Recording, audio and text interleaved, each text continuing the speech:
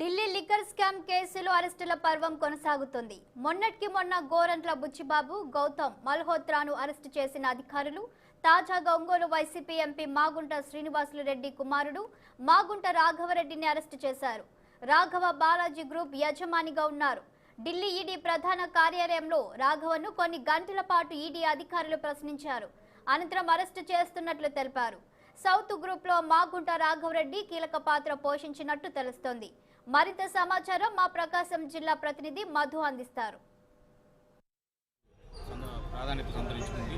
అయితే ఆంధ్రప్రదేశ్ ప్రకాశం జిల్లాలో ఢిల్లీ లిక్కర్ స్కామ్కు సంబంధించి ఒంగోలు పార్లమెంటు సభ్యులు మాగుంట శ్రీనివాసులు రెడ్డి తనయుడు మాగుంట రాఘవరెడ్డిని అరెస్ట్ చేయడం జరిగింది.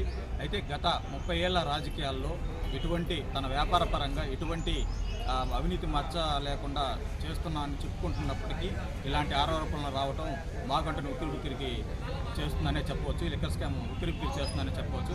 అయితే గత ఈ పార్టీ పరంగా మాగుంట శ్రీనివాసులు రెడ్డి గారికి ఎటువంటి మద్దతు లేకపోవడం గమనార్హం. కనీసం మాగుంటపై వచ్చిన ఆరోపణలు కూడా ఖండించలేని పరిస్థితుల్లో నాయకులు ఉన్నారనే చెప్పవచ్చు. అయితే ఈరోజు కొన్ని గంటల పాటు మాగుంట రాఘవరెడ్డిని ఈడీ తన ఆఫీసులో విచారించి అరెస్ట్ చేశామని చెప్పి ప్రకటించారు. అయితే బాలాజీ గ్రూప్కు సంబంధించి చైర్మన్గా మాగుంట రాఘవరెడ్డి గారు ఉన్నారు. ఈ తరుణంలో ఆయన అరెస్ట్ చేయడం జరిగింది. అయితే ఇండో స్పిరిట్ సంబంధించిన లాభాల్లో మాగుంట గౌతమ్ రెడ్డి 1,70,00,000 తీసుకున్నట్లు ఈడీ ప్రకటించింది.